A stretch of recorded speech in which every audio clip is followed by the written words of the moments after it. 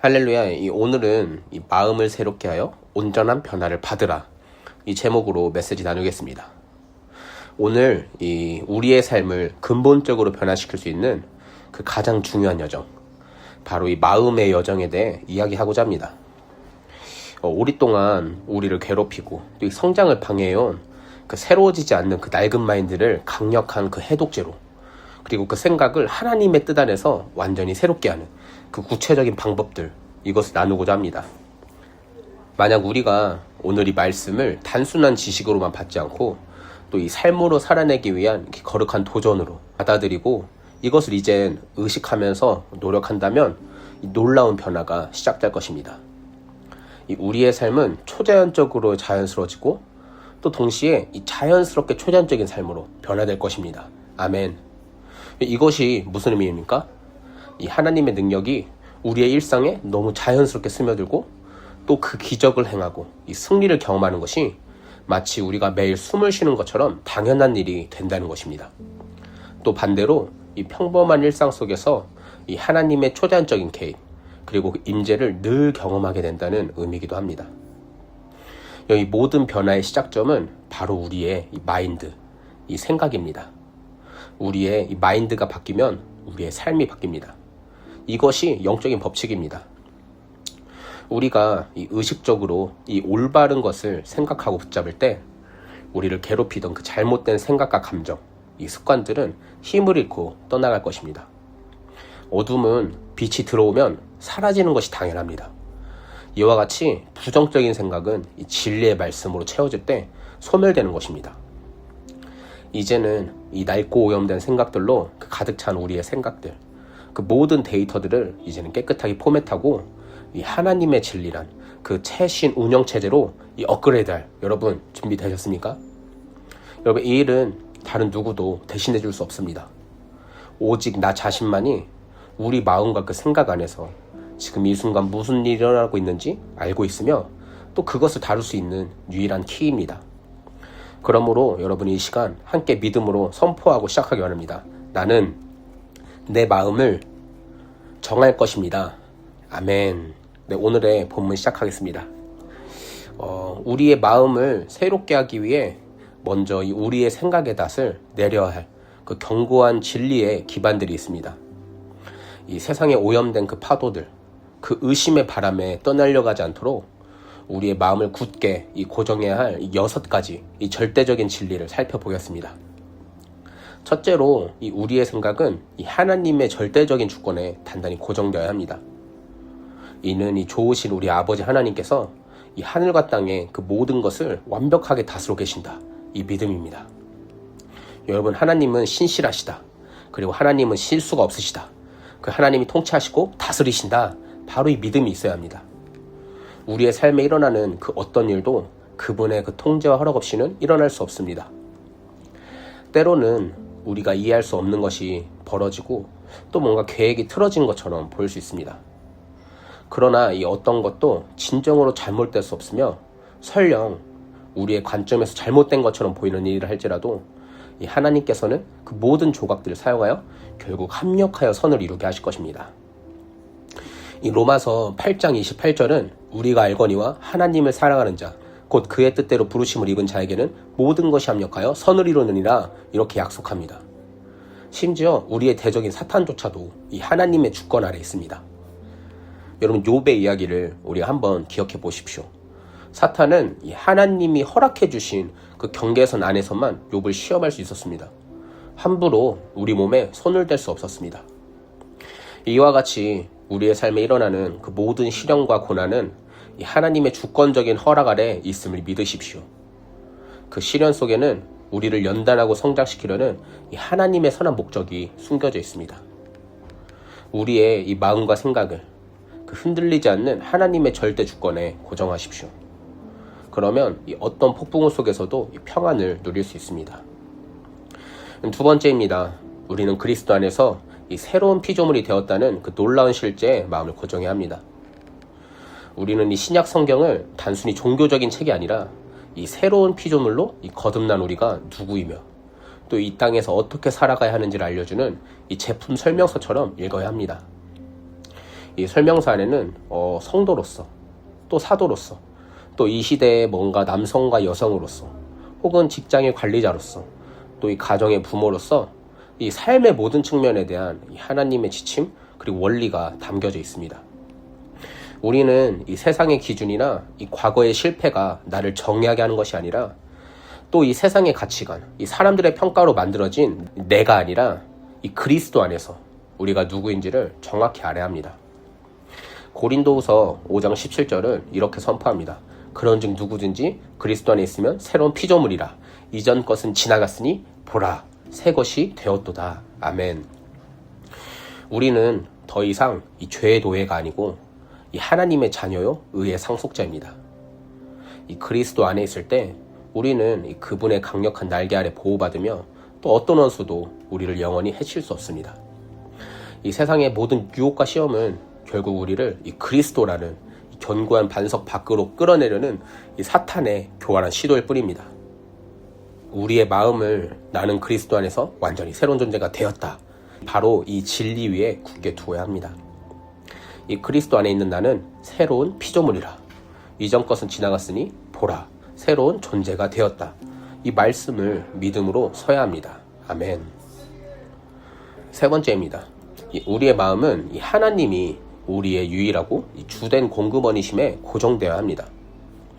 여러분, 우리가 또 일하시는 분들은 매달 받는 그 월급이 이 회사의 이름으로 은행에 입금될 것입니다. 근데 이 회사의 이름으로 입금된다 할지라도 그 재정의 근원은 누구입니까? 바로 하나님이십니다. 여러분, 이것에 동의가 되십니까? 이 직장과 사업은 단지 하나님께서 우리를 먹이시는 그 통로일 뿐입니다. 우리가 받는 그 모든 것은 궁극적으로 이 하나님의 자비로운 손에서 오는 것입니다.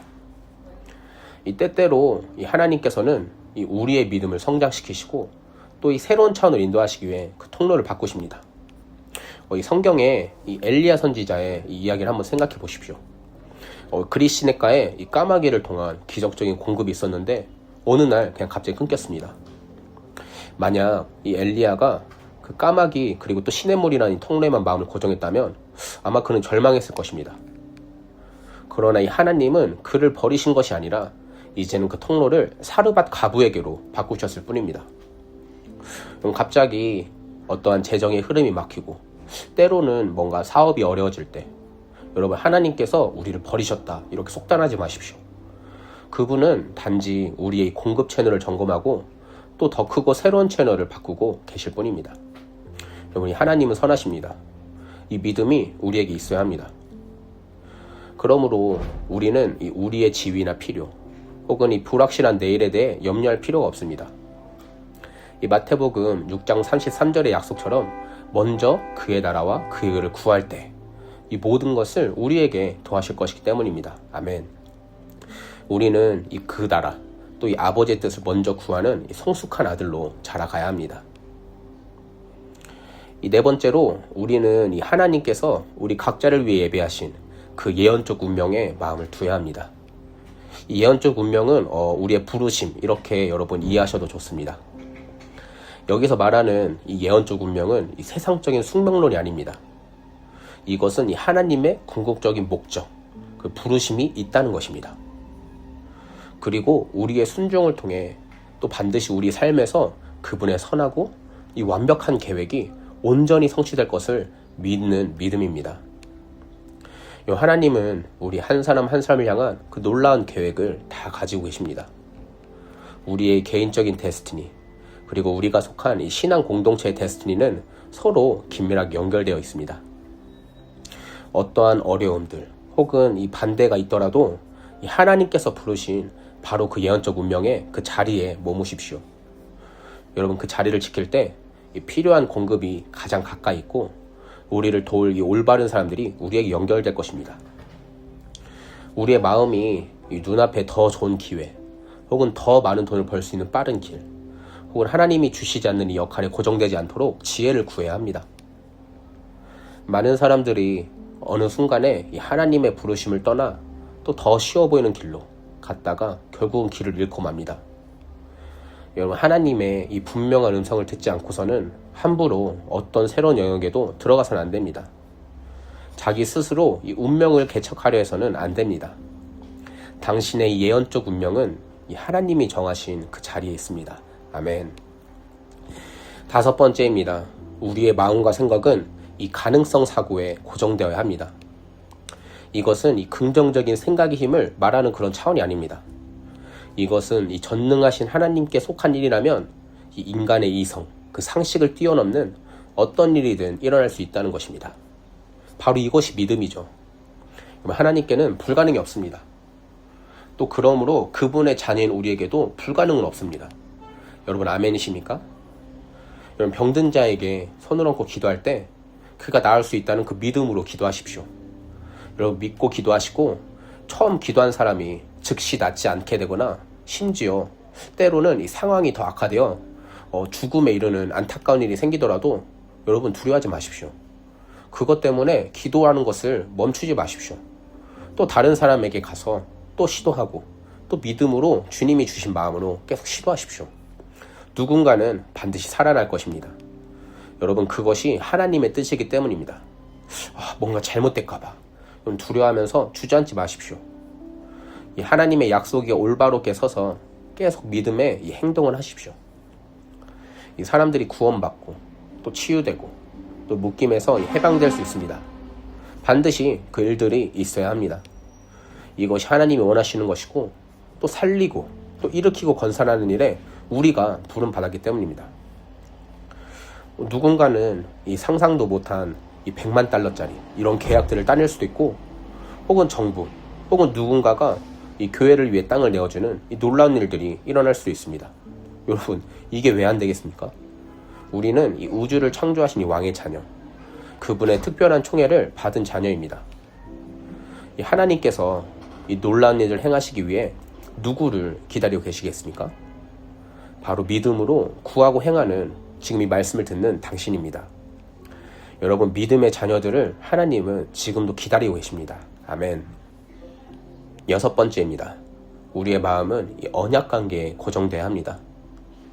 이는 하나님께서 이 언약으로 우리와 맺어주신 사람들이 우리의 삶의 가장 중요한 우선순위가 되어야 한다는 의미입니다. 가족, 또 교회 공동체, 또 이 믿음의 동역자들이 바로 그들입니다.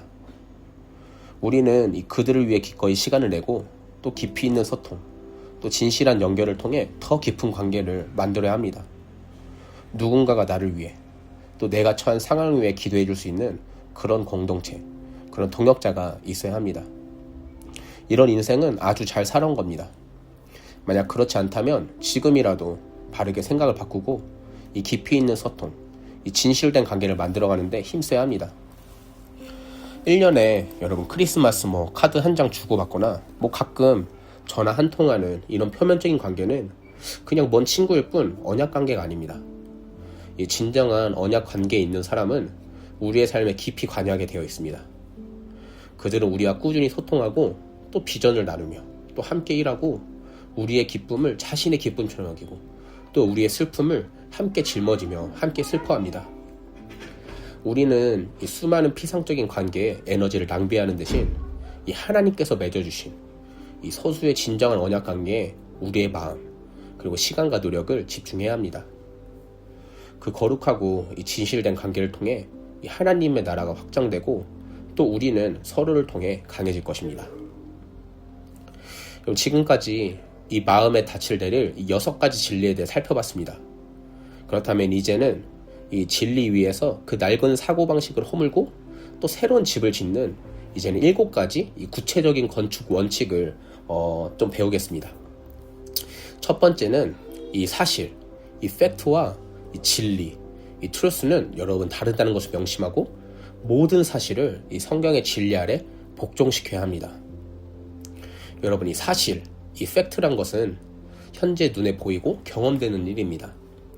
예를 들어 은행 통장에 돈이 거의 없다는 것은 슬픈 이 팩트입니다. 그러나 나의 하나님이 그리스도 예수 안에서 이 영광 가운데 그 풍성한 대로 너의 모든 쓸 것을 채우시리라. 바로 이 빌립보서 4장 19절의 말씀은 영원히 변치 않는 이 진리입니다. 우리는 이 눈앞의 사실을 무시하거나 이 없는 척 부정할 수는 없습니다. 또 그렇게 해서는 안 되지만 그 사실이 우리를 압도하고 이 두려움에 빠뜨리도록 내버려 두어서는 안 됩니다. 여러분, 가나안 땅에 정탐했던 12명의 정탐꾼 이야기를 보십시오.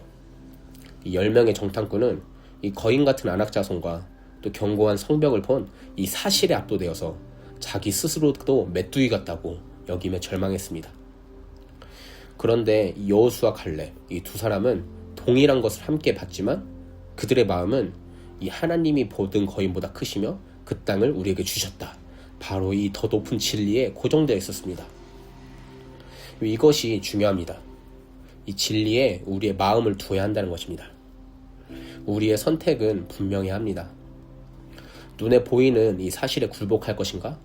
아니면 이 보이지 않는 하나님의 진리를 붙들 것인가? 모든 절망적인 사실들을 영원한 이 성경의 진리 아래 무릎 꿇리십시오.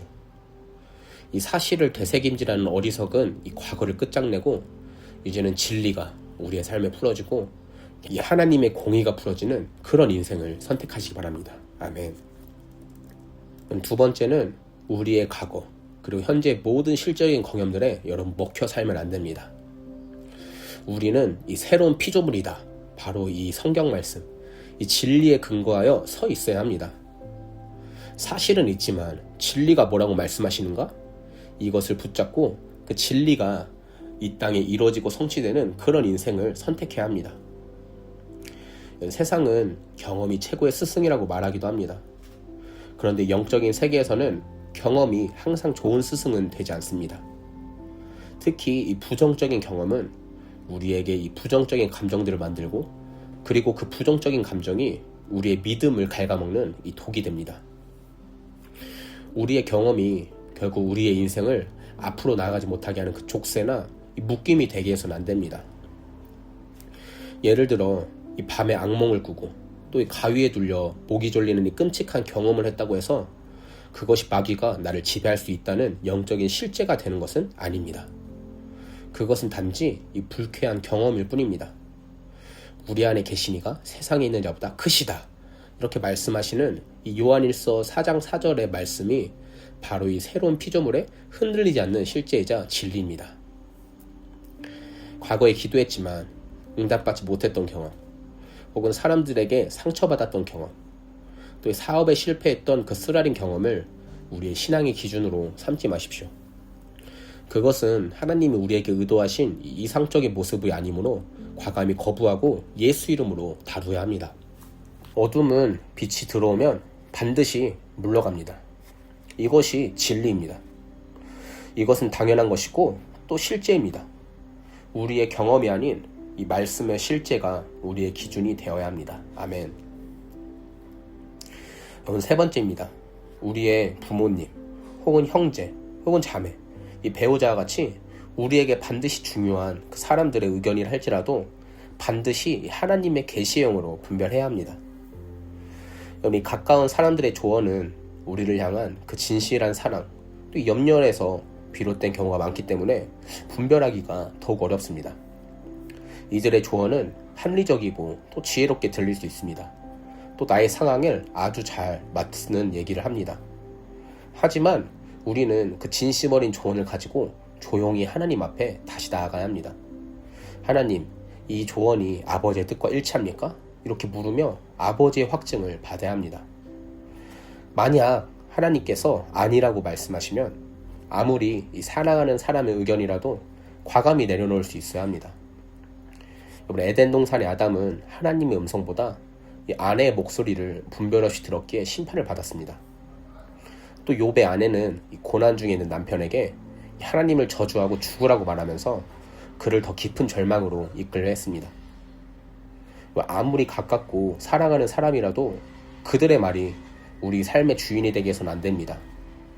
여러분, 다윗이 가지가 벗겨지는 것도 모른 채 춤출 때 그의 아내는 그를 오히려 조롱했습니다. 하지만 다윗의 반응은 어땠습니까? 내가 하나님 앞에 이렇게 하는 것은 당연하다.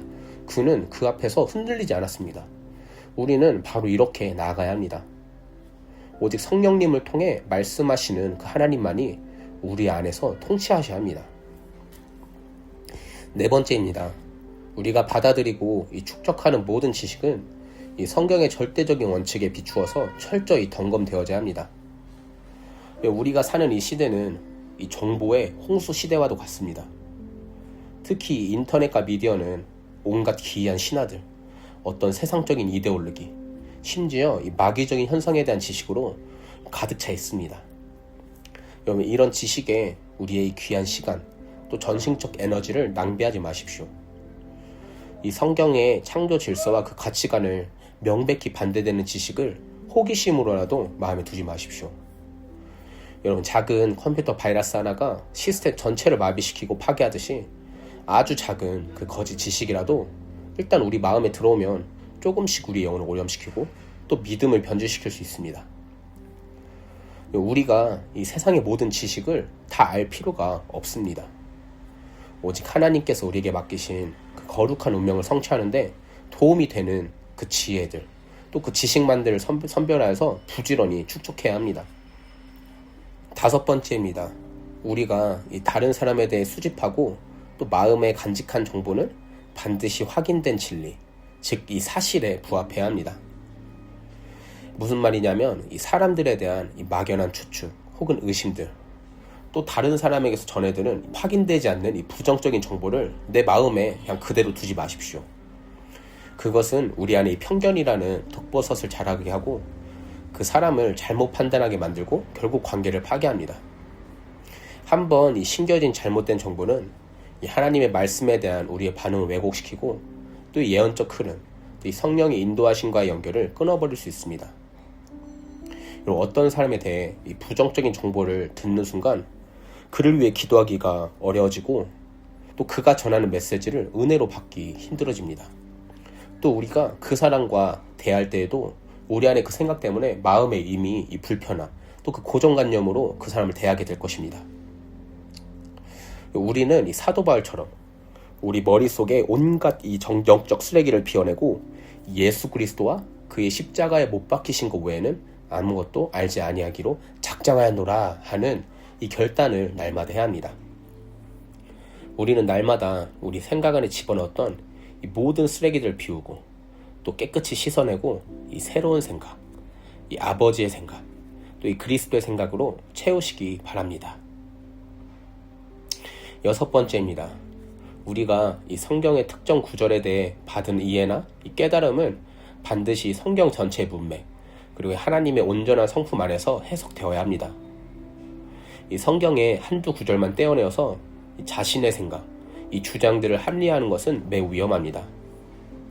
예를 들어서 이 구약에서 모세는 이 이스라엘 백성의 그 마음의 완악함 때문에 이혼 증서를 써주는 것을 허락했습니다. 또 어떤 사람들은 그냥 이 구절을 근거로 이혼을 쉽게 정당화하려 합니다. 그런데 예수님께서는 마태복음 19장에서 본래는 그렇지 아니하였느니라 이렇게 말씀하고 계십니다. 그리고 이 결혼에 대한 이 하나님의 본래적이고 또 이상적인 뜻은 결코 나뉘는 것이 아님을 분명히 하셨습니다. 우리는 인간의 연약함을 고려한 더 낮은 기준이 아니라 이 하나님의 온전하고 또 이 거룩한 더 높은 법을 따라 살도록 부름받았습니다. 개인적인 이해나 이 시대적인 편의에 따라 이 성경의 절대적인 기준을 스스로 낮추어서는 안 됩니다. 우리의 모든 이해가 이 성경의 그 본래 의미, 또 그 안에 하나님의 마음, 그것과 정확히 일치하는지 항상 성령님께 여쭈며 점검해봐야 할 것입니다. 7번째입니다. 우리가 오랫동안 붙들고 있던 이 생각, 또 이 경험을 통해 결론 내린 그 관점들은 더 높은 계시의 빛에 끊임없이 도전받고 또 변화되고 성장해야 합니다. 여러분, 예를 한번 들어보겠습니다. 어떤 사람들은 이 삶의 모든 문제의 원인을 귀신이나 이 저주 탓으로 돌리는 그 관점을 가지고 있습니다. 물론 그 영적인 공경은 실제하지만 우리의 관점은 이 문제에 집중하는 것이 아니라 지금 하나님께서 하시려는 것이 무엇이고 또 하나님이 원하시는 것이 무엇인지 볼 수 있는 그 시야를 가져야 합니다. 이 문제에 집중하여서 그 문제만 이야기하는 방식에서 그 문제의 해답을 풀어내려는 그 차원의 생각으로 바뀌어야 합니다. 우리의 관점은 빛이 들어오면 어둠은 물러간다. 이 더 높은 계시로 새로워져야 합니다. 문제 속에서 이 문제만 계속 이야기하고 또 어둠 속에 빠져 들어가는 것이 아니라 이 구원자 대신 이 빛 대신 그리스도를 우리 삶의 중심에 계속 초청하는 것입니다. 이 빛이 충만하면 어둠은 설 자리가 없습니다. 이 세대적 저주에 대한 두려움도 마찬가지입니다. 어떤 이들은 이 조상의 죄 때문에 자신이 고통받는다는 그 관점에 묶여 있습니다. 그러나 이 에스겔 18장은 범죄하는 그 영혼은 죽을지라 이렇게 선포하면서 아들은 더 이상 아버지의 죄 때문에 형벌을 받지 않아도 된다는 이 새로운 시대를 선언했습니다. 하물며 우리가 예수 그리스도를 이 구주로 영접하는 순간 이 그분의 보혈이 이 과거의 모든 저주들 그리고 죄의 사슬을 완전히 끊어버렸음을 믿어야 합니다. 그리고 더 이상 이 거짓된 생각에 속아서 어둠에 자신의 생각 그리고 마음을 내어주서는 안 됩니다. 우리의 이 낡은 관점이 이 계시의 밝은 빛으로 명확해지고 또 자유로워져야 합니다. 진리가 너를 자유케 할지라. 진리로 내 안에 채워 이 풍성한 인생, 이 창조적인 인생, 또 이 하나님이 기뻐하시는 예언적 운명을 성취하는 인생이 되시기를 축복합니다. 여러분, 이 말씀을 마무리하겠습니다. 오늘 이 시간 이 자리에서 하나님께서 우리 각자에게 하시는 말씀이 무엇입니까? 하나님께서 지금 우리에게 이 마음을 새롭게 하라, 이 강력하게 말씀하고 계십니다.